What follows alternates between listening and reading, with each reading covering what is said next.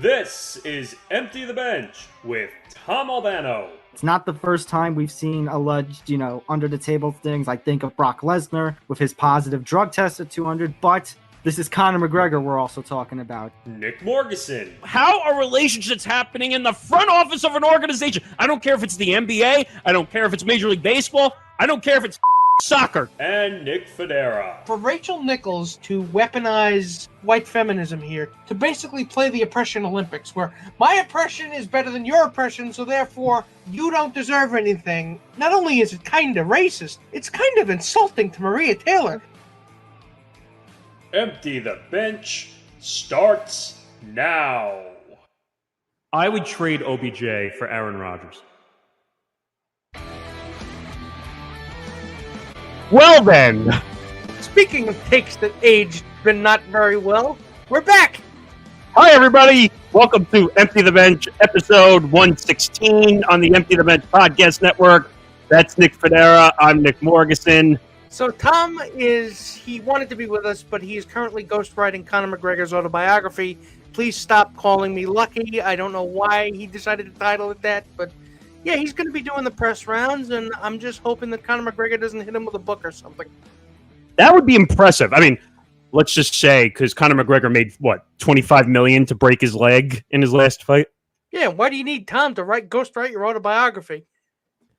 I mean, who knows? But make sure you follow our show on social media. It's across the bottom at ETB Sports. He's at Nick Writes Words. I'm at N Morgasen Radio. We have a lot to get to today. We have a lot of news. We need to catch up. We were off for 3 weeks. Hopefully everyone had a good holiday. Hopefully everyone had a good New Year.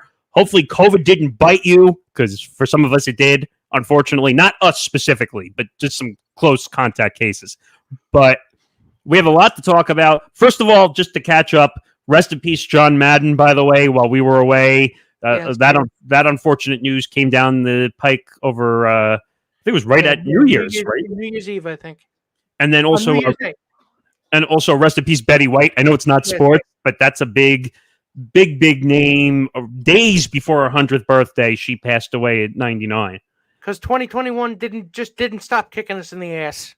So we're going to get into sports. We have a lot to talk about. We have some crazy stories to talk about. We're going to talk about Antonio Brown and the nonsense that came down the pike, including a shirtless exit during the Jet game. We're going to talk about NFL contingency plans for Super Bowl 56, which includes people at the NFL apparently being mad at mask wearing. We'll get into that. Also, the Australian government says, no, not today to Novak Djokovic. Ben Roethlisberger, reportedly his last home game with the Steelers, and some people apparently were not too happy with the opinion I had on social media. MLB Network cutting ties with Ken Rosenthal because Rob Manfred is crying because he can't control himself. And the New York Times buys The Athletic for $550 million, which means that subscription reading is going to go up 200 million%.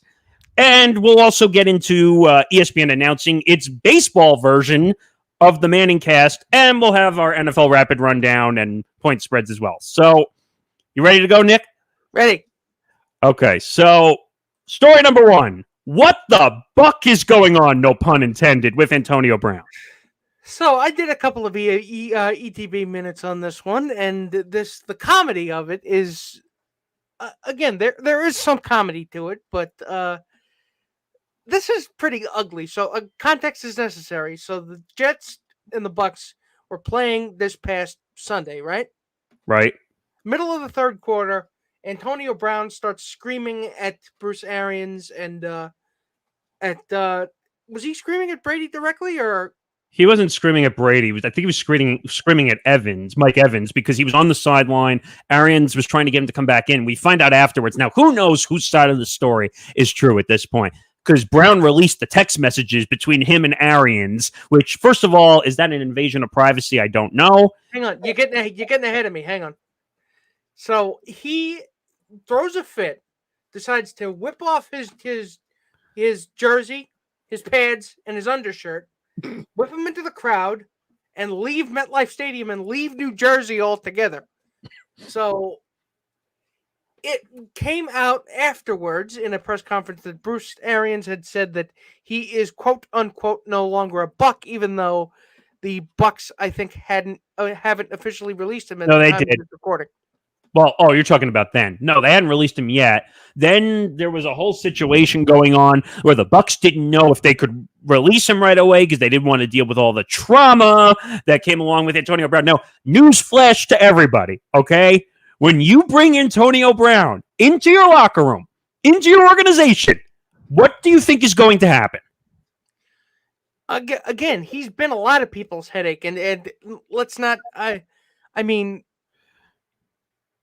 I don't want to rehash the exact same points I made to say that yes, the Bucks organization is kind of more of a tire fire than we thought. If indeed the allegations that they covered up, they forced him to play through a bad ankle injury and then covered it up. If that's true, then the Bucks organization has to face some repercussions. I mean, that goes without saying, right? I mean, even though people don't like Antonio Brown, you still have to be consistent with the way you treat players, right? Right. And I'm going to sum this up with the first craziness of the year.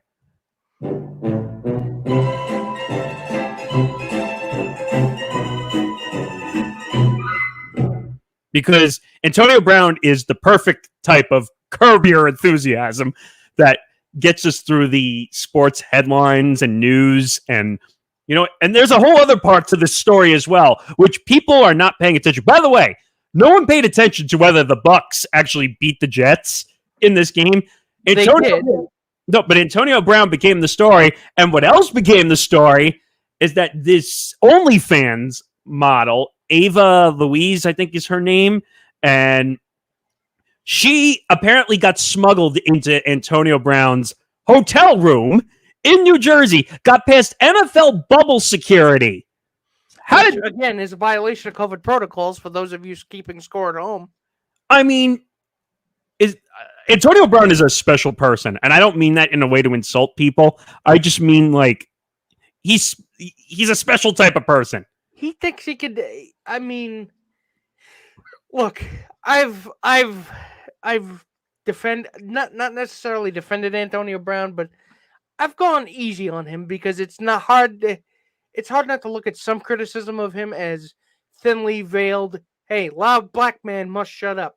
But at this point, I mean, if he needs help, he definitely needs help. He needs mental help.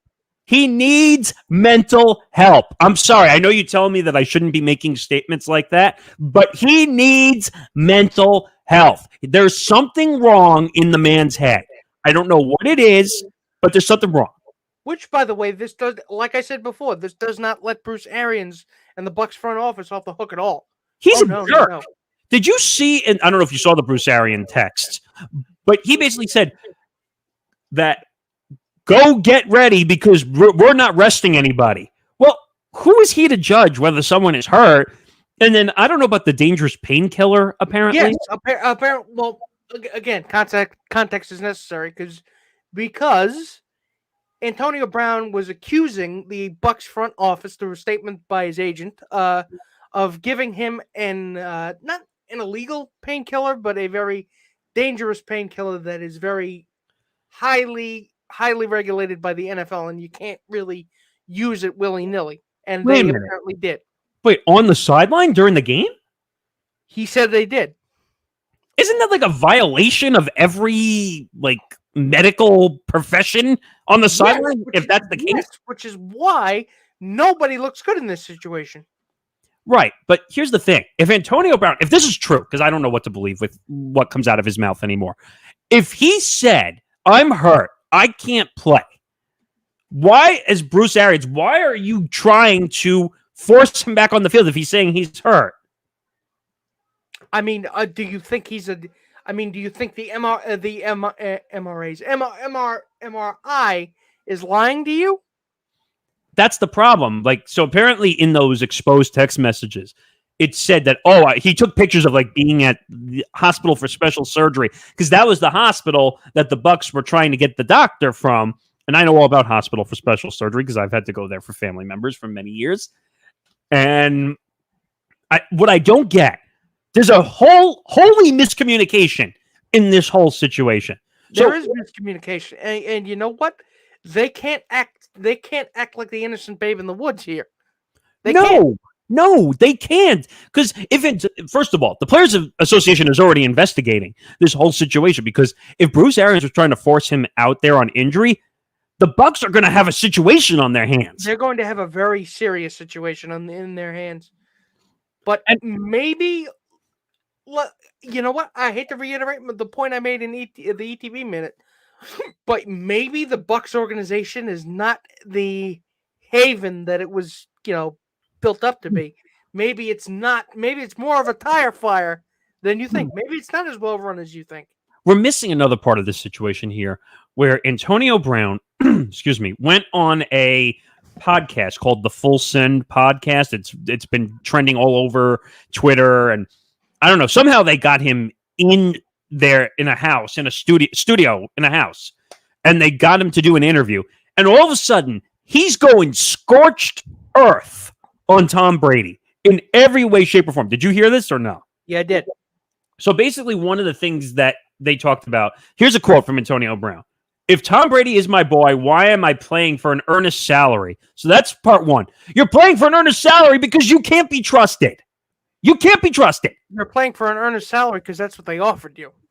Whether you deserve more based on your on-field production, that's something that's up for debate. But Antonio, if you didn't like it, why did you accept it? Yeah, if you did, I mean, I'm sure that after he won a Super Bowl last year, I'm sure there were no shortages of suitors that definitely would have loved to sign him. But that's what doesn't make sense. And then he attacks Gronkowski, saying Gronkowski is his boy, right? How much did he get paid? So basically he was attacking Gronk because obviously Gronk came over when Brady went to the Buccaneers. You know why Gronk's getting paid? Because Gronk is actually doing his performance on the field, not off the field. But this is exactly what I'm talking about here. Perhaps, like I said, look, we all know that Tom Brady rules the roost over there. Well, he came out and also said that, Tom Brady's the GM of the team. No, duh! Of course it is. Let's file that under S for no shit. Or D for duh, as you usually say. But we all know Tom Brady is the GM, but you don't come out and make a public display of shit over it. I mean, you can, and most of us would agree with you, but a lot of the people in Tampa, New England wouldn't. Right, but what do you expect? First of all, the shirtless exit was strike one, going off the field. Strike two was going after Tom Brady. And strike three was taking a scorched earth approach at everybody else. So I think it's pretty obvious he's not coming back to the Bucs, right? No. In my opinion, his career should be done over. The NFL should not allow him back in. I mean, I wouldn't go that far. I mean, like I said, if he needs help, go get help. Wait a minute. We've seen this situation with Tom Brady before, when Tom Brady was still in New England, and he brought Antonio Brown in there. Why didn't Tom Brady learn from the first time he had to deal with Antonio Brown? I don't know. He was the one who wanted. Yeah, you said he was the one who wanted him there. So, and if you didn't like the money, you should have said hasta la vista. I don't want the money. I guarantee you, he doesn't need the money anyway. I'm sure Antonio Brown has made millions upon millions of dollars. Now, I'm not trying to reach in his pocket, which we judge people for all the time for reaching into people's pockets. But the man has made so much money that to him, it's probably just wanting to play at this point. Yeah. I mean, I can't think of any other reason why he would come back to the Bucs after all that. And I'm tired of people saying, well, he won a Super Bowl with the Bucs. He's not the sole reason why they won the Super Bowl. He's not the sole reason. He definitely helped. He helped, but Tom Brady is the reason why they won the Super Bowl. Yeah, but again, he's like I said, but he contributed. You're being pedantic, but you could just say he did contribute.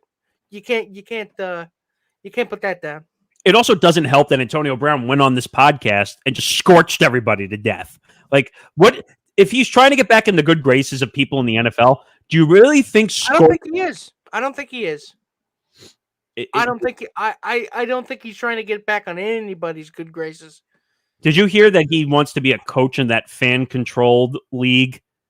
That What can you explain? I heard that the fan control league is basically like the fans vote for all the plays that happen during the game, basically. What are you even doing? Apparently, he's going to be a coach for one of the teams, which makes no sense, by the way. Yes, and I'm going to be an Olympic level line judge. And I'm gonna go out and get 10 golden toilets. And and after I'm done with that, I'm going to punch out God. Well, let's not be too pedantic there, but So it's just one of those. It's just one of those things where you're just like, hey, AB, you're burning your career one stop after another. First, it was Pittsburgh. He completely destroyed. Then he went off to, what was it? The Patriots? No, the Raiders. The Raiders, the Patriots. Which he got a big contract from, by the way, which people don't remember. And he totally just said, here you go. I don't want the contract anymore. Nope. Then he went off to the Patriots. That was okay. Then it ended horribly when because he assaulted someone, right? Right, because he assaulted somebody and he apparently passed some flatulence into a doctor's face, which is if you remember that story. And then he goes off to the Bucs. That didn't go well. And now I'm hearing that teams are going to give him a chance next year. Why? Why would you do that? You want to deal with the headache? Go ahead. Deal with the headache. Go ahead, as you would say. I don't know. But, all right. So we'll stay in the NFL, and we're going to talk about COVID. So the NFL is exploring contingency plans for contingency sites / plans for Super Bowl 56 amid the COVID-19 spike in California. Now, we all know California has been a hot spot like New York, where we are. Pretty much everywhere in this country. Right, but we've had a lot of issues between New York. Yes. New York and California. We've had, relative to where we are, we've had an astronomical spike in cases due to the Omicron variant. However, right. So now it came out in reports, and I thought this was ridiculous, by the way, that the Super Bowl and the NFL don't want to deal with mask wearing at the Super Bowl, which I don't understand. What? And so they're trying to find a play. Apparently, they're exploring contingency plans, like possibly to go to Texas to deal with the Cowboys and play at Cowboys Stadium. It's pretty obvious that they don't look. I'm just going to come out and say it. It's pretty obvious that they couldn't give one solitary shit about people. People's safety, that is. I mean, well, we're talking about the league that makes the most money in all of sports, and all they care about is the bottom line. Come on. Yes, but how could you? I answered my own question because I was going to say, how could you? You did a mask wearing Super Bowl, in a limited capacity Super Bowl last year, and you got through it. Right. What is stopping you from doing it again? Just require proof of vaccination and have people wear masks. In fact, you've got enough money, you can hand out N95s to pretty much everybody who takes a seat in the fucking stadium. Well, wait a minute. Isn't that the new mandate? Are they going to do that? No. But isn't that the new mandate that the CDC is saying that cloth masks are really not a thing anymore, and they want you wearing N95 masks? They do. They not really. But if you're going to have a cloth mask, you double it. But they were saying that the solo cloth mask is not really a thing anymore. Like it's not. I mean, not really. Not against Omicron. But again, I'm not an epidemiologist. But again, I'm going with the medical guidelines, and I'm going with my own two eyes. And what do I see with my own two eyes? I see a clusterfuck waiting to happen. Well, yeah, because like you and I were talking about before the episode, that we saw 800,000 new cases across the U.S. in a couple of days, and that's without 4 or 5 states even reporting their numbers. So who the hell? Imagine how bad it's going to be in early February. Well, it's already cold now. Like in New York, we just had our first snow, our official big snow of the year. And but I mean, in terms of case count, in the middle of February. Oh, I mean, we're going back to records we had at the beginning of 2020. I mean, we're not exactly there yet, but we're approaching it. We're approaching it. And so this story is ridiculous. And so they want to go where there is no mask mandate, where they won't get any pushback from anybody, because apparently people's safety is a political football that you can just pass back and forth. Well, and I I wasn't going to bring this theory up, but I'll bring it up anyway. So, Texas. Remember I said this to you the other day, where what side of the ball is Texas on? It's a heavily Republican state. Okay, and who's the governor of Texas? Greg Abbott. And what is Abbott for? No restrictions. Him and what's his name in Florida, which I'm forgetting all of a sudden. His name. Ron DeSantis. So DeSantis and Abbott are signed in documents basically saying we're not putting in mask mandate. That's why the NFL wants to go there. Which, by the way, this is turning out to be a bipartisan issue because we've seen, even with the federal response, even with the federal responses, woefully inadequate at best, and let me make this clear. Criminal at worst. Let me make this clear for the 100th freaking time, because we have to say this a million times. I'm not pointing that out for politics. I'm pointing that out just to show you what the NFL is doing. Yes, this is their thinking. They're going to go where the situation is most amenable to what they want. And what they want is pack them in like sardines, and who gives a shit about COVID? I mean, and not that we have a topic on this today. Look at the NBA. The 14th head coach went into COVID protocols today. So, and players are still going into COVID protocols. Why? Because they're still not doing a good job protecting against the virus. What it is, you know what it is? Part of it is greed. A significant part of it is greed. Yes. But the other part of it is a near fanatical drive to get back to normal, get back to normal, get back to normal, get back to normal. And we can't do that. They are hell-bent on getting us back to normal or before the pandemic. And they don't care how many people have to die for that to happen. Well, the NFL... They consider it an acceptable loss if people get sick. I hate to say this, but NFL, no fucks lost. Like... Yeah, but exactly. They don't give a shit. You know that. I'm not saying anything that should be news to anybody. It's not news to anybody. This has been the news since 2020 when the NFL was trying to come back after they lost all their games. When MLB was canceled and the greedy billionaire owners were trying to come back. When the NBA got canceled for its whole season, they tried to come back because they're greedy owners. They don't care if people die. They want their pockets flowed with money. In a lot of ways, though, this is worse than the response is worse than 2020 because 2020 we really didn't know what to do because we were still dealing with figuring out what COVID does, how it spreads, and what with the measures that we can use. Now we know what to do, and now we know what works, and they still refuse to do it. I mean, the one significant difference is that obviously we have vaccines and we have ways to vaccinate people, unlike 2020 as well, even though they're in short supply. Right, because in 2020 we literally had nothing. We were running around without a safety net, so to speak, in 2020. Exactly, but now there's a difference between the safety net not existing and the safety net existing and working pretty well, but people refusing to use it. No, I think I'll jump off this building by myself. By the way, I think I'll jump out of this plane without a parachute.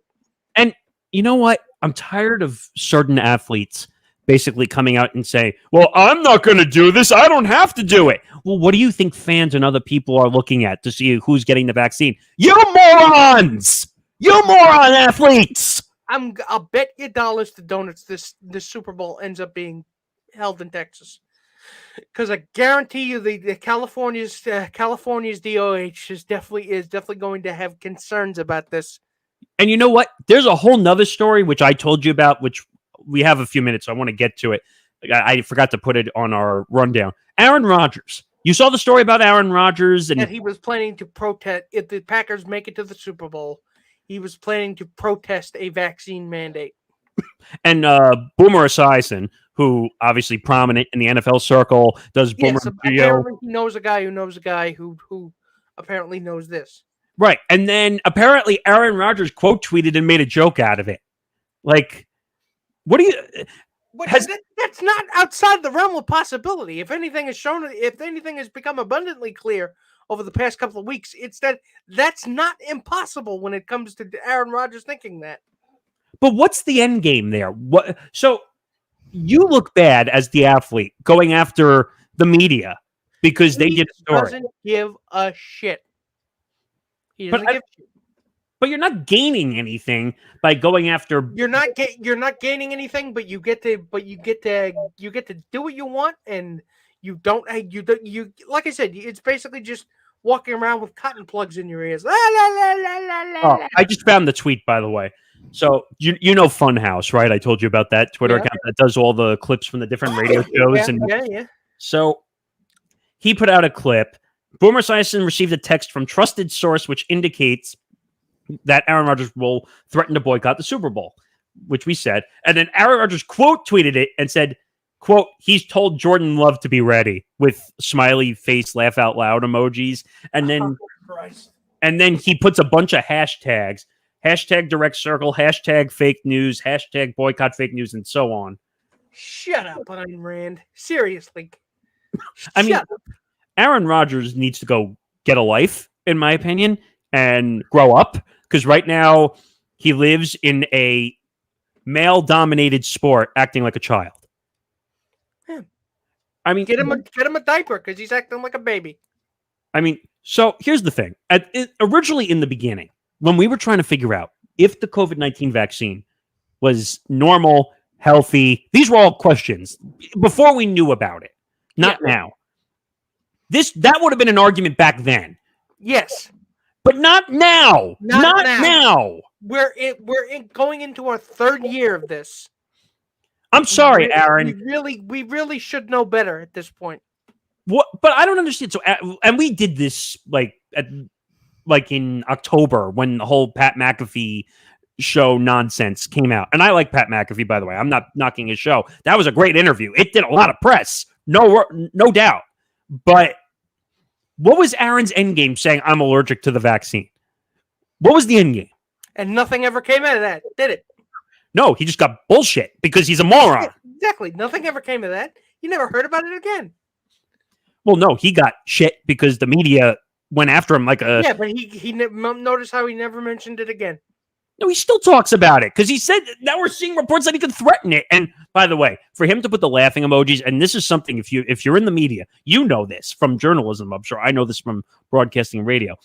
On social media, if you put laughing emojis on something when someone does a report on you, that means there's partial truth to what's being said. That means you're trying to laugh off the fact that you shit your pants. That's what that is.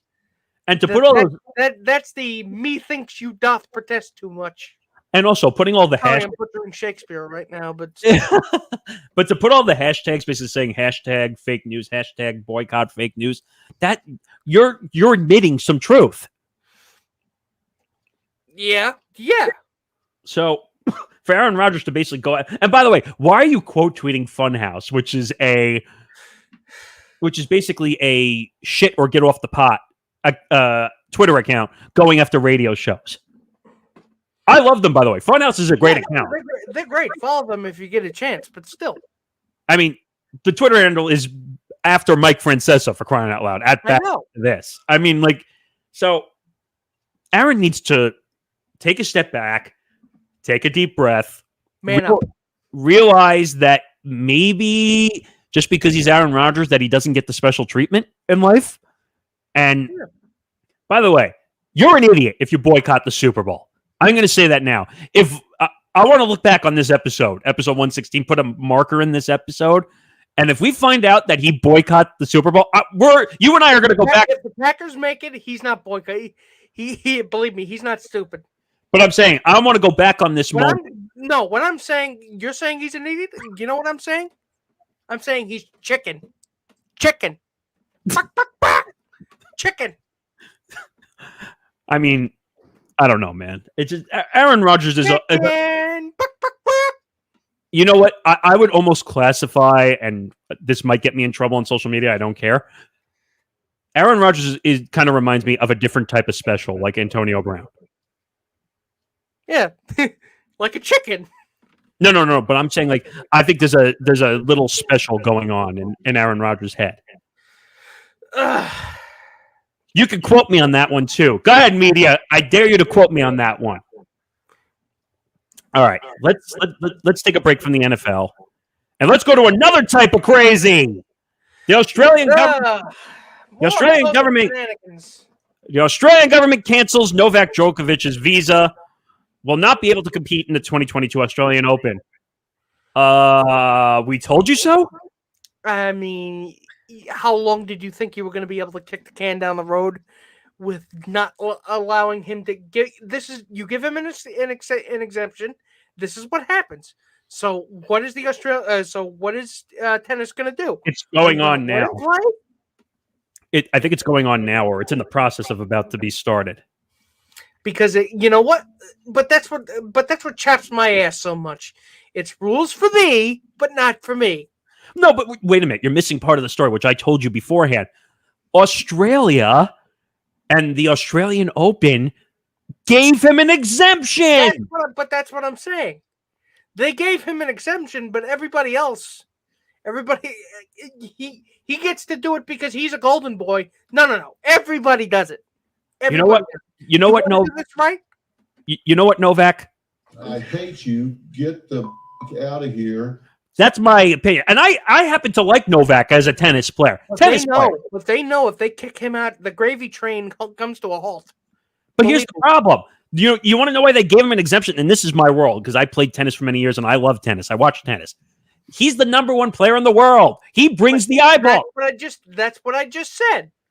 So that's what I just said. They need him to play because it's like having an Open without Tiger Woods. I'm telling you right now. Same thing with Roger Federer. Same thing with Rafael Nadal. Same thing with Serena Williams. They would have all gotten exemptions to the Australian Open if they were not vaccinated. I'm telling you that now. Because they were not going to let those names sit out. No, they weren't. And Novak, and finally, the Australian government finally came to its senses after acting like dumb shits and realized, oh, shit, wait a minute. He's not vaccinated? Maybe we should take back his visa and not allow him in. Ta-da! It's like waking up from a bad hangover and saying, hey, where are my pants? No, or it's like waking up from a bad hangover and saying, oh, why do I have an engagement ring on my finger? Exactly. But again, all this could be avoided. One simple solution. Now I want you to listen close. Closer. Close as you can. Get the fucking shot! Yeah, I agree with you. And what people don't realize, when the COVID-19 pandemic started back in 2020, and I'll give people some passes because they didn't know what was going on with the pandemic, how contagious it actually was. He was going around and traveling still, not wearing masks. He caught COVID because he's an idiot. He's one of the few cases that caught it because I call idiot syndrome. How do you explain that? You can't. You can't. And I'm not talking about people who can't get vaccinated. I'm not talking about them. Again, because I always end up coming back to the same point. It's about people who can get vaccinated but won't. I mean, willingly refuse. Who spit? Yeah, exactly. Thank you, Cosmo. People who spit in the face of regulations designed to keep people safe. It's stupid and it's infantile. Can we get Novak Djokovic and Aaron Rodgers to do a podcast on rebelling against society? Oh God! Watch, it'll be sponsored by Newsmax. That was good. Excuse me. I was going to say that would be a great podcast on rebelling against society. It would be, just so I could laugh at it and say how dumb they are. Yeah, I'll call it Temper Tantrum Pod. Right, and basically, I just don't get the whole thing. So, like we just said with Aaron, and now like we're saying with Novak, you're an idiot. You're a dumb shit. You don't get special treatment. Well, let me take that back. You get special treatment, but you should not get special treatment. Let me take that back. You got special treatment, and then the Australian government said, oh, wait a minute, we can't do that. And you know what? We've seen Novak in many situations before in the public eye. He got disqualified from the U.S. Open for accidentally firing a tennis ball at a judge, even though he might have not meant to do it. because I can defend in You some. didn't see McEnroe doing that shit. Well, that's not true. McEnroe threw tennis rackets at people, and Noak wasn't throwing tennis rackets at people. And That's my point. Please, you lightweight. so, in this regard, Novak, you're completely wrong in this situation in every way, shape, or form. I don't care. I'm a huge tennis fan, and it pains me because I happen to like Novak, but he's wrong. At a certain point, you just have to cut bait. I hope that's what I'll say to put a bow on this. That the Australian government has to do what's right. Don't cave in. And by the way, I want people to realize in that statement I just made, unless he can say to you, "Yes, I will get the shot," don't cave in. it's too late. I think the tournament was already close to being underway anyway. But I want people to realize in that statement I just made that it proves that I don't let my fandom decide what my opinions are when it comes to sports talk. You don't let it blind you.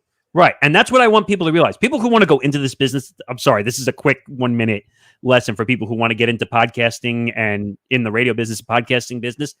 Don't let your fandom decide your opinions or your factual information when you're doing a show. I'm serious. We've had this discussion many times. Yes. That we've looked at the Yankees before because we're big Yankee fans. We do not let our opinions or the rose-colored glasses blind what we think. I'm able to look at it objectively, and if I can't, I say so. It's like with you and the Giants. Yeah. Believe me, there are things I'm willing to overlook with the Yankees. Believe me, there are, but at least I'm saying so. At least you know I'm biased. Right. All right. So we'll move on. We'll take a little break from COVID. We're now going to move on to another situation which some people did not like. Ben Roethlisberger reportedly plays his last home game with the Pittsburgh Steelers. Now, keep in mind that Ben Roethlisberger has not said the words, "I'm retiring." No, it's my last game with the Steelers. So it's basically he's saying it without saying it. Yeah. Basically, he's telling everybody, hey, it's my last home game with the Steelers. But I'm not technically retired. You're retiring. Just stop. You're retiring. We know. I mean, if you follow us on Twitter, which you should, we're awesome. Our boy Mr. Morgasen got into a little bit of hot water. Well, I wouldn't call it hot water. People were just being stupid because they didn't like the fact that I was pointing out he should have retired 3 years ago. I mean, but even objectively, even taking in account of the fact that you're a Jets fan, you probably hate his guts. And the Steelers, taking that aside, you can't say that his last 3 years have been his best. They've been terrible. I said exactly. this. I said this individually on my own social media. Go look and Morgasen Radio. I basically said the man has been invisible. I said, where is his play? I haven't seen it for 3 years. I'm serious. Where has it been? I don't know. He hasn't done anything for the Steelers. What have the Steelers done the last 3 years? I mean, they might sneak into the playoffs this year just because of the way COVID has affected rosters and everything. They might get in with a 500 record, maybe. But who knows? And I'm tired of people saying, well, we should just cancel your Twitter account because it wasn't good for 3 years. First of all, we haven't been this show. Have we been in this show for 3 years? I don't even know. I've lost track. But 2. Almost 3. Okay, but we're not athletes. We're not claiming to be athletes. Nope. We're opinion makers. That's what we do. Besides, it's our show. We can say whatever the fuck we want. Okay? Yeah, I can even say the word titty sprinkles. Titty sprinkles. But basically what I would say is Ben Roethlisberger. Stay with me. No, I'm not saying that. Anyway, Ben Roethlisberger. Are you done? Yes. Okay. So Ben Roethlisberger has been a disappearing act the last 3 years. And I'm tired of it's probably all Steelers fans because they defend Ben Roethlisberger like he's never done anything wrong in his entire life. Nick? Yeah. Oh, you went AWOL for a second. But Steelers fans are going to defend him to the death. That's what they do. Exactly. Like when we defended Derek Jeter when he was. That's really no different than if you went after Jets fans would have given you both barrels, even though you are one. I've gone. What fandom is, of course, death threats being, death threats and racial epithets and sexual abuse. That, believe me, that's where the line is. You want to know where the line is? There it is. I mean, let's be honest. I've destroyed the Jets many times, and I'm a Jet fan. So that proves I don't let my fandom control me. You've destroyed the Giants 1,000,000 times as a Giants fan. Believe me, I'm surprised that if I had a fandom card, it would be revoked by now. Mine should have been revoked like 2 years ago, but it's over. Let's just admit it's over. That's it. Bye-bye. Hasta la vista. Arrivederci. There's the door. There, because it's reversed on StreamYard. Goodbye. So that's pretty. Yeah. Let's. Bye, Ben. Don't let the door hit you on the ass on the way out. All right. Speaking of not letting the door hit you on the ass on the way out, we're now going to talk about some business financial. And you and I actually love these topics. Before I switch here, we like these, right? Like, these are fun. So we talked about this on Beyond the Bench from a journalistic sports media point of view. Now we're going to talk about this on Empty the Bench from a baseball point of view. So Ken is not going to be as horseshit as it is that he was cut for essentially expressing an opinion on Rob Manfred. He happened to be 100% right on, by the way, but Ken is not going to be hurting. I mean, you're not tossing him out onto the street. He's working with The Athletic. He's working with Fox Sports. So good. So what? You cut him from one job. Whoa. So Ken Rosenthal will continue to do what Ken Rosenthal does. However, from a sports perspective, what this means is Rob Manfred really doesn't like it when you criticize Rob Manfred. Oh, so he doesn't like his ego being bruised. Yeah, and putting aside the ethical concerns about, firing a journalist because he said something he didn't like. Even though he really needs to get thicker skin, Rob Manfred does. Are you new here? We've been saying that for again. We know his skin is paper thin, but a good commissioner would take that criticism and realize, hey, I better change. But you know what? Not him. There is no self-awareness in this dojo. You know what's weird, though? I'm starting to see similarities between Rob Manfred and Roger Goodell when it comes to handling certain situations. Yeah, there is. There is. And it's interesting to me that both of them can't handle criticism, and instead of dealing with criticism, they just fire the person that makes the statements instead. I mean, this same thing would happen at the NFL Network if somebody did this. I guarantee you. If you had somebody like Rich Eisen, or Deon Sanders, or well, does Deon Sanders still work for the NFL Network? I don't even know anymore. I think if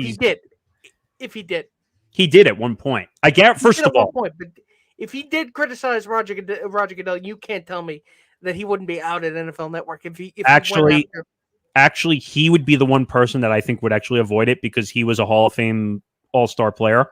I think he would actually avoid the cut. Ken Rosenthal is Mr. Baseball, and no shit, of course. He's forgotten more about baseball than anybody else will ever learn. I gave you a list the other day. It was Ken, it was Buster Olney, it was Tim Kirchin, it was Joel Sherman, it was Jeff Passan.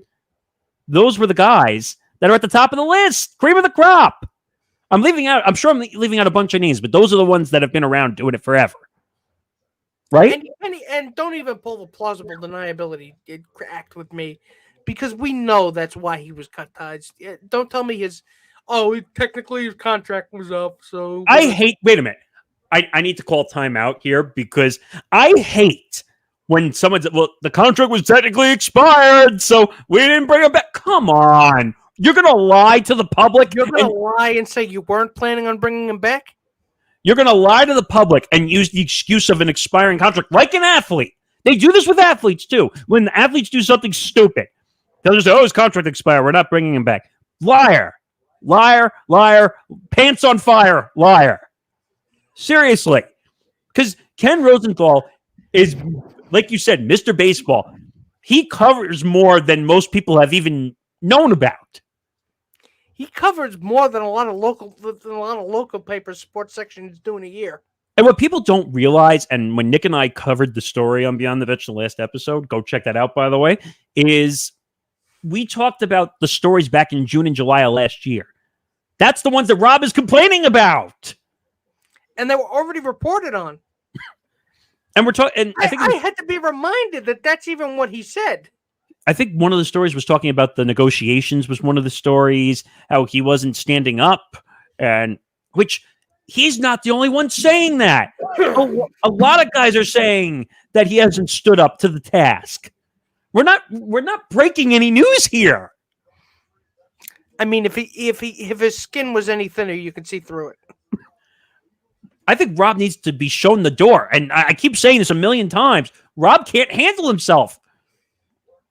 Are you trying to manifest it like you're trying to light a bunch of candles and put a pentagram on the floor and trying to manifest it like casting a spell?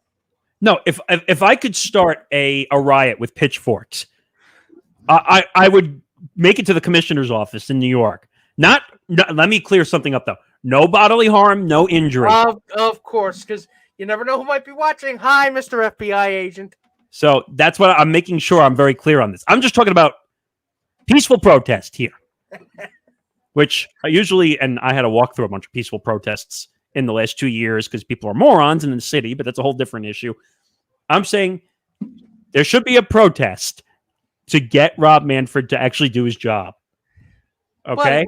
So it's stupid. It's incredibly stupid. You talked about this in journalism. I don't care, because people say, "Oh, well, he worked for Major League Baseball," and you know what? That's the one argument if we're going to talk about it, because he's technically getting paid by Major League Baseball to work on MLB Network. That's the one argument they have, but that's it. That's it. That's all they got. That's literally it. I will say it was kind of stupid, partially. But he's not wrong. He's not wrong. But I'm saying is, what did you think was going to happen when you wrote a story about the commissioner of baseball on the MLB-owned network? Good point. What did you think was going to happen? Good point. And some people were saying that he possibly was making $500,000 on MLB Network, which most people would die for, by the way. And that was his third job. So at this point, all you can say is Ken's going to be fine. Yes. And let's get into the reason why he's going to be fine. Actually, that's a good transition because the story we're about to talk about is the New York Times buying The Athletic for $550 million. Now, I left out one little piece. In cash, full cash. So, this seems to be, first of all, I subscribe to The Athletic. I do too. It's absolutely fantastic coverage. I mean, if you can afford it, I definitely do recommend that you do that. Best sports writers in the country. In the country. Baseball writers too. I'm a huge fan.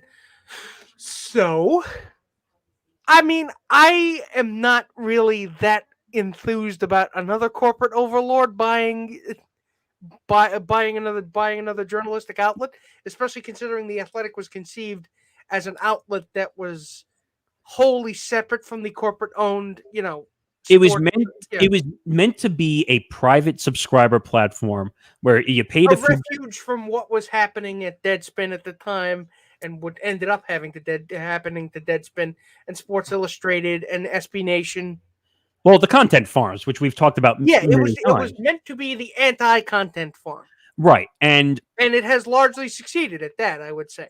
Right. And the whole point was you paid a few bucks a month or $10 a month, whatever it was. You got no ads and you got to read the best writers in the country and sometimes even the world, because they had some people in Canada and Mexico and outside the country as well. And they did some amazing stories. If you remember back to when we covered the Mickey Callaway situation with the Mets, that was incredible. They did amazing work. It is fantastic work, and you know what? My only hope is that the New York Times buys The Athletic and does nothing with it. Well, that's the problem. So the New York Times, in the story, they were reporting that they're looking to get into the subscription game. So Well, The Athletic is already subscription. no. But the New York Times was already looking to get into their own subscription game. Don't they already do that? Well, I know online. I don't know if you have to pay for the New York Times online. Yeah. You do. And I hate when companies do this. They're going to claim They have a premium section and a free section. right, but they're going to claim the subscriptions as their own. It said in the story, which is stupid. It's not theirs. They need to stop with that. Companies need to stop doing that. Which I'm just hoping that they don't make any editorial changes. Of course, I realize that I probably will end up sounding naive at this point. It's not that you're naive. I think that you're actually speaking the truth, which is that Because I've seen this happen to too many sports publications and publications in general that I like. I mean, that I love, in fact. I mean, look at what's his name, who was the chairman of Fox. I can't remember his name at this point. Rupert Murdoch? Who runs all the newspapers? He runs all the networks. Like, he's basically taken editorial control of all that shit. And I don't want that. That's the problem. Even though when they do these stories at first, oh, we're not going to change anything. We're not going to, that's naive. You want to call something naive? Whoever reported that, that's naive. But like I said, I know the talent is there. Just you need to be able to know what to fix and when to fix it. And if nothing is broken, don't fix it. But I'm saying you would agree that's more naive, right? That yeah, it is. Yeah, it is. That basically people say, well, we're not changing. Come on, the New York Times is going to integrate completely into the Athletic. Usually, when a parent company says that, they're lying through their teeth. Right. So, and obviously, where I worked last in the radio business, they said, well, we're not going to do anything. Yeah. Well, I look at it now that I'm out of there. They've pretty much changed everything. Which, again, you have experience with a corporate takeover, corporate to private conglomerate, yeah. Corporate to private takeover, basically. And this is, if you think about it, this is the opposite. This is going from private to corporate. If you think about it. So the only thing I can do is continue to sing I hope that this leads to salary increases for the writers, and I hope that they continue to do great work. That's all I can say. Just don't touch the Athletic. These writers are the best. Some, I would even say, better than some of the outside the country. Like nationally, they're the best. Personally, they whip ESPN's ass. And in terms of what they can cover. It's funny that you brought that up because we're going to get to that in a minute or two. But the Athletic did something, like you said earlier, that was never seen. And let me be clear. Subscription-based businesses have been done forever, especially in writing. But the Athletic changed the game because they actually took the best writers in the world, and they actually didn't put ads in for a change. And paid them without using ads.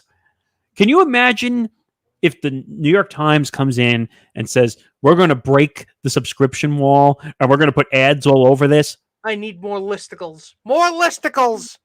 That's, what's it called? BuzzFeed or whatever? I know. I don't want the Athletic to turn into BuzzFeed Sports. I really would rather not. Fuck BuzzFeed. I could give two shits about BuzzFeed. But if it wasn't for the Athletic, you wouldn't have sites like The Factor we spoke to one of the original people from The Factor, right? Yeah, we did. Dom Cosentino. Good guy, by the way. Good guy, yeah. An unfortunate situation with what was it? With Deadspin. Yeah. And look, and they keep trying to bring back Deadspin in such a fucked up way. Why do they keep doing that, by the way? Like, why? I guess it's like a Frankenstein thing where you try to see if you can reanimate a corpse. Yeah, the problem is Deadspin is not what it once was. I mean, we're looking at all these different corporate structures. Deadspin, Business Insider, which did a complete number on Portnoy and Barstool. Not talking about the story specifically, just talking about what they've done.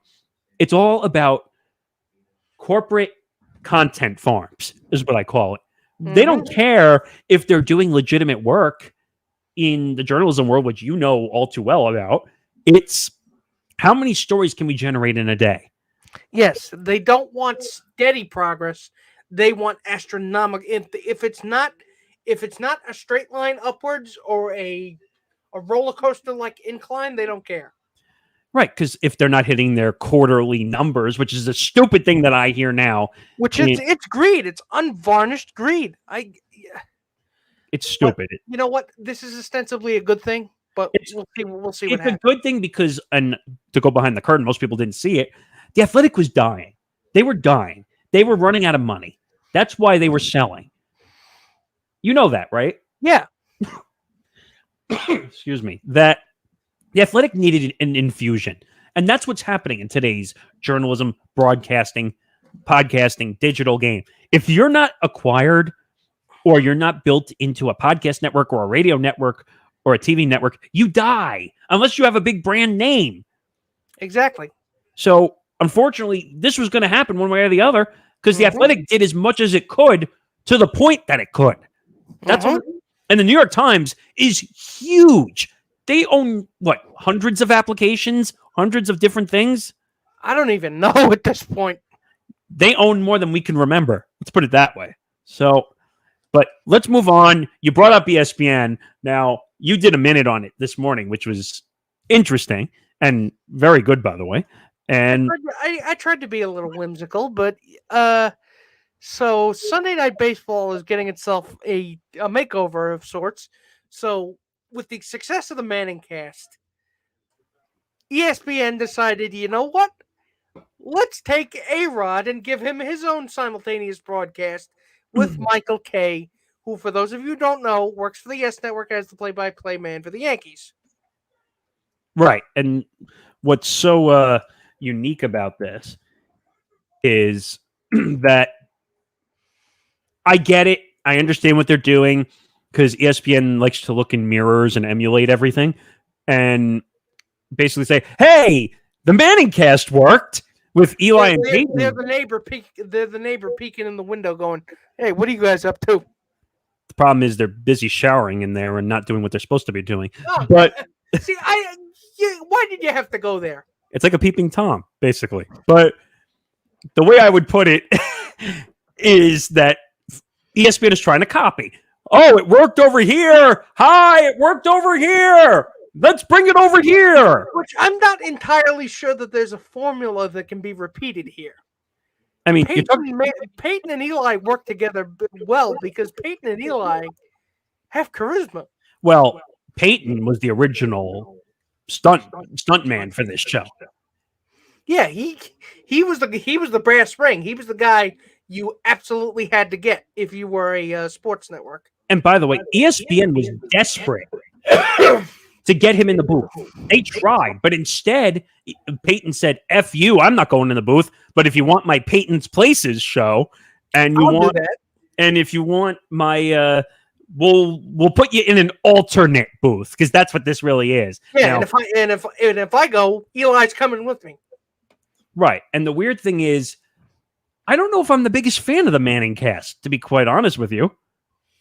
I've never actually sat down to watch it, so I've watched parts of it. Now, their claim is they've had Tom Brady as a guest, they've had Russell Wilson as a guest, they've had big names, they've had Charles Barkley as a guest, they managed to get big name celebrities. But that's the only reason why people are watching. They're not watching for analysis. Now, I understand that it's the alternate broadcast. Now, to be quite honest, the play-by-play broadcast is shit. To be quite honest, who wants to listen to Levy and who else is in that booth? The former GM, I can't remember his name, but Bill Polian? No, No. I'm looking it up, but it's both of the booths are not exactly that great. Oh, here it is: Steve Levy, Brian Greasy, and Louis Riddick. So both booths stink. They stink. I mean, I wouldn't go too far as to say they stink, but they're middle of the road. A 3-man booth for a football game? Really? Yeah. We've proven that a 3-man booth doesn't work. Then again, I mean, Howard Cosell did that first, so they were a 3-man booth. Yeah, at certain points during the history when Howard Cosell right, was doing, but like you said, at some points, which means it didn't stick. Look at the Tomato, booths. tomato. No, but look at the booths. Look at NBC. Look at CBS. You have Romo and Nance, which, by the way, Nance ended up in NFL COVID protocols. So Tom McCarthy is replacing Jim Nance on the game this week. Did you see that? Yeah, I did.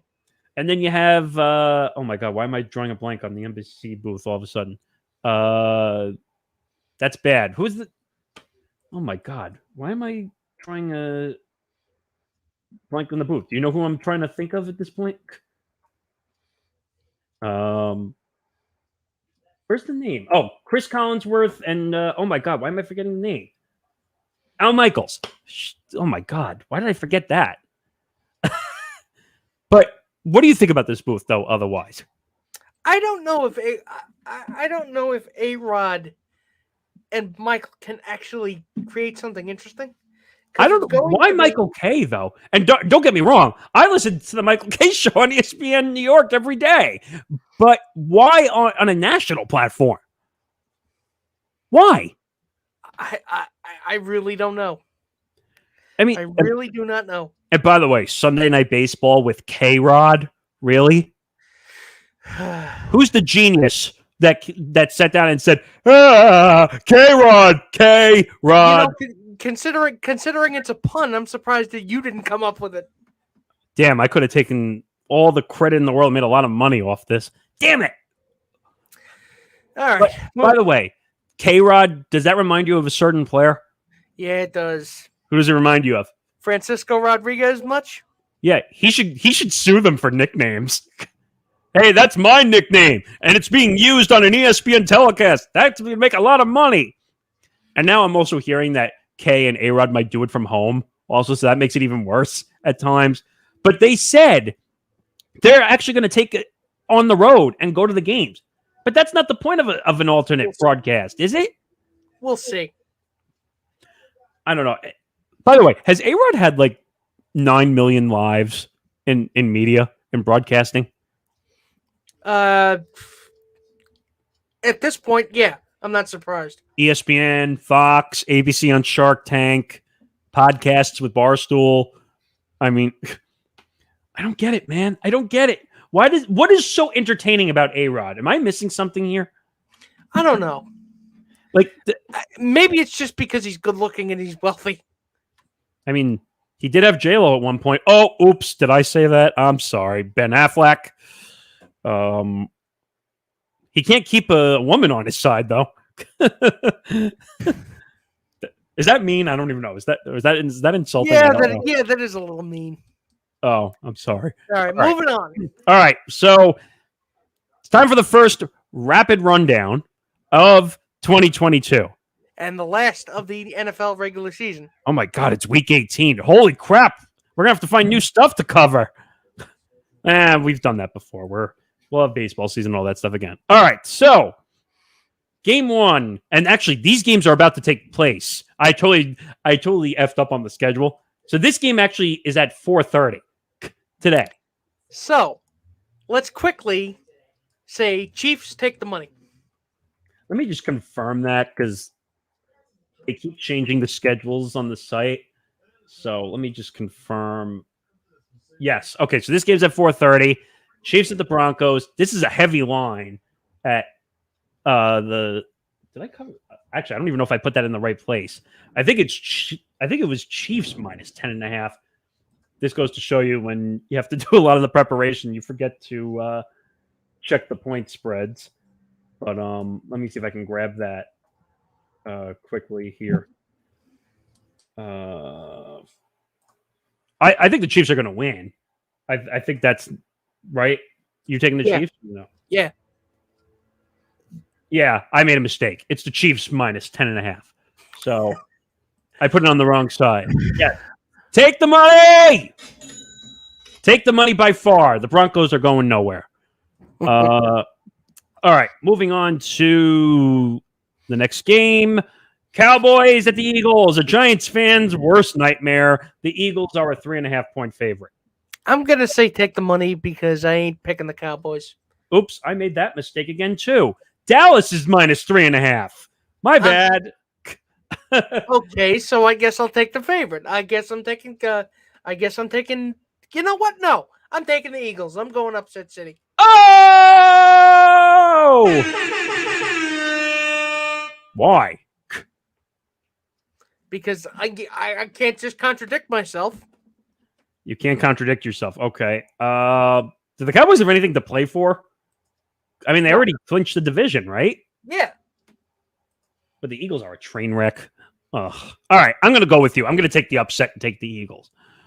All right, I just looked at all the setups. I put all the point spreads on the wrong side. So we're going to see how well that we can do this. All right, Packers at the Lions. Ignore that. The Packers are a 3-point favorite, not the Lions. So take the money. Yeah, take the money. Even though Aaron Rodgers is going to boycott and maybe not show up in the Super Bowl. Yeah, this is not even close. I think the line is low. The line is too low. Okay, moving on. This one I got right. Bears at the Vikings. Vikings are a 5.5-point favorite. Kirk Cousins is still in COVID protocol, is he not? I think so, and he was not vaccinated. So, still take the Vikings because the Bears are just terrible.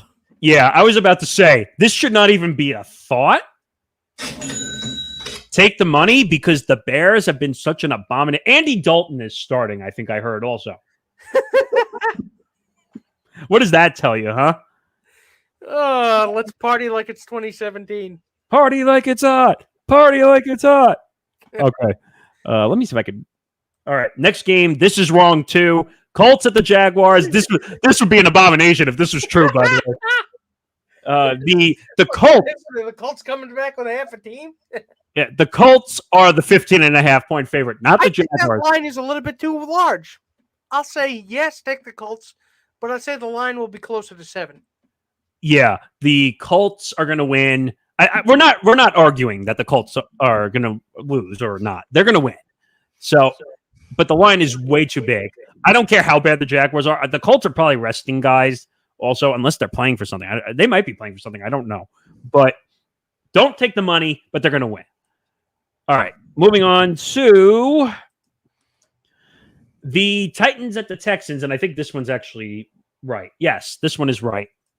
It's a 10-point favorite to the Titans on the road. Now, do we have any faith in the Texans whatsoever? No, none. This one I'm going to take. I'm going to take the money. Yeah, take the money. All right, moving on to your favorite matchup. The Washington football team at the Giants, and the football team is a 7-point favorite. The Giants have nothing to play for. No hope. Just the sun isn't out anymore. I can barely see but 5 feet in front of my face for all the darkness. Take the money. Yeah, take the money. By the way, did you hear the rumor or the leak that their name actually came out? Yeah. Should I say it? No, wait. Wait until they officially announce it, then say it. Oh, man. You could be wrong. No, if we've proven from the Ahmad Rosario story, I've been wrong before. Anyway, moving on to the Steelers at the Ravens. This one is right. Minus 3.5-point favorite for the Ravens. Yeah, take the money. Yeah, what do the Steelers have to play for? Actually, let me take that back. The Steelers are technically still in the playoff race. This is actually a game that matters. This is actually a game that matters, but you know what? Still take the money. Can I give you one situation here? I think Tyler Huntley is starting still, not Lamar Jackson. But Big Ben, did you see that he had like 40-something throws for 126 yards or something last week? It was kind of an abomination. It was bad. The Ravens are the better team. So, yeah, I'll take the money on this one. Excuse me. All right, moving on to the Bengals at the Browns. Disrespect by Vegas. Disrespect. So I'm going to go upset city again because I believe in the Bengals, and I'm going to go the Bengals. Now, Baker is out. He got the torn labrum and the surgery, so he's out, which means I think Case Keenum is actually going to get the start for the last game of the year. So I'm picking the Bengals. Yeah, I mean, Burrow is resting. Mixon, I think, was out of COVID protocols finally. They still have Higgins. They still have Jamar Chase. So I'm taking the upset here. This one made no sense. Vegas disrespect. All right. Moving on to, and I forgot to mention, the last week of every year is divisional matchups. So that's always the case in the last week of the year. Excuse me. So the Patriots are at the Dolphins. The Patriots are a 6.5-point favorite. Are we really surprised here? No. So, yeah, take the money. Take the money. All right. Oh, God. And and this one I actually put in the right place. Jets at the Bills. Go ahead. Beat me up now with this point spread. It's the last time I can do it, so I have to do it. J-E-S-T. Jest. God. J-O-K-E. Joke. You know what's interesting about this, Nick? The Bills have actually not been playing great. So I'm going to say that line is a little too high. I'm going to say it should be more 7. That's a touchdown plus 3, which most people don't know. It's almost 17 points. So, no way. The Bills are going to win. We're not debating whether they're going to win. They're going to win. But there's no way they're winning by that spread. All right. Moving on to, the Panthers at the Buccaneers. The Buccaneers are an 8-point favorite. I'm surprised this is not bigger. Okay, so I'm going to take the money. Yeah. Take the money, and I guarantee you Tom Brady's going to come out with a vengeance after what just happened in the past week, to be quite honest. Yeah, I don't know if they're resting or not, but according to Bruce Arians, we don't rest. We play to win the game. Oh, wait, that's Edwards. Anyway, yeah, take the money. All right, moving on to a game that really doesn't matter, to be quite honest. The Saints at the Falcons. The Saints are a 3.5-point favorite. So I'm going to take the money. You're going to take the money. The Saints have been an up-and-down team all year. Do they have anything to play for? I don't even know. I think that they're kind of teetering out of the playoffs at this point. The Falcons, yeah, it's the Falcons. So take the money. All right, moving on to an interesting matchup. Seahawks at the Cardinals. Cardinals are a 5.5-point favorite. No DeAndre Hopkins.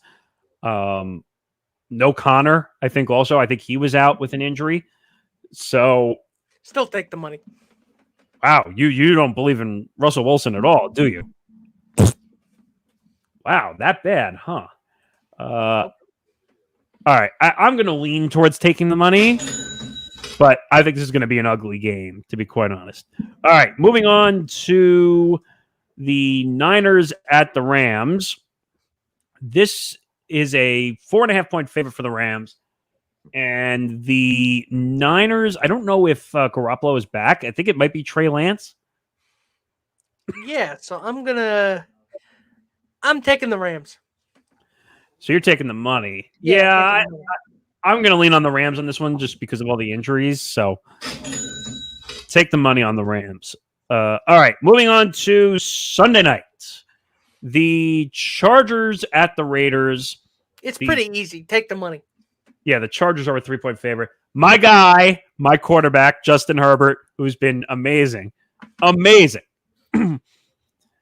I would take the money. And actually, if I could double this, I would. And triple it, I probably would also. So take the money.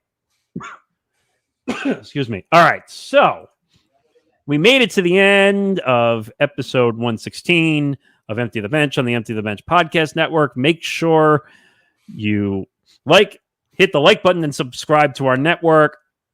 Follow the bell. Yeah. You see the bell? Ring the bell. You see the bell another time, smash it again.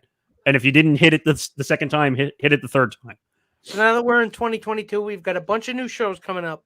We've got a bunch of new content. We've got a bunch of fun stuff to talk about. So just make sure you keep it here. Yeah, keep it here, and basically don't go anywhere, because if you do, that's unfortunate. And we're gonna have to find you. We're gonna have to find you. And nope, I'm not gonna complete that movie line. That's kind of weird. No, we're not going to kill you. We're just going to, just force you to watch the show. And by the way, if you're in New York, happy legal gambling day as well. Oh yeah, so now you can really take the money. You So- can really take the money now. So if you see all the offers out there for FanDuel, DraftKings, Bet Rivers, Caesars Sportsbook, Barstool Sportsbook, it's all out there. Go It's be all a there. Just make sure you do it. Get rich and start a podcast company of your own. yeah. For Nick Morgasen, I'm Nick Fodera. Good night, everybody. Good night, everybody. We'll see you next week.